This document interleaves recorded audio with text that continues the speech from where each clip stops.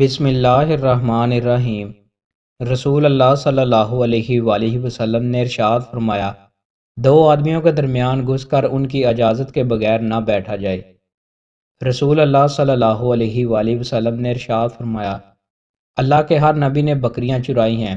آپ کے صحابہ نے عرض کیا، آپ نے بھی؟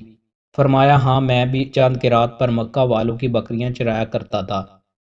رسول اللہ صلی اللہ علیہ وآلہ وسلم نے ارشاد فرمایا، علی، نظر کے بعد نظر نہ اٹھاؤ، کیونکہ تمہارے لیے پہلی نظر معاف ہے اور دوسری معاف نہیں ہے۔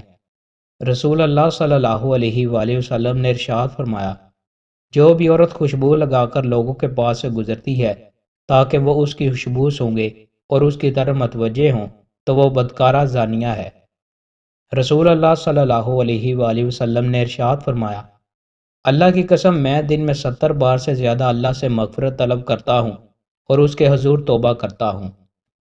رسول اللہ صلی اللہ علیہ وآلہ وسلم نے ارشاد فرمایا، عمرہ دوسرے عمرہ تک کے درمیانی وقفہ میں ہونے والے گناہوں کا کفارہ ہے اور حج مقبول کی جزا جنت ہی ہے۔ رسول اللہ صلی اللہ علیہ وآلہ وسلم نے ارشاد فرمایا، دوزخ شہوتوں و نفسانی خواہشات سے ڈھک دی گئی ہے اور جنت مشکلات اور دشواریوں سے ڈکی ہوئی ہے۔ جنت کی دعا۔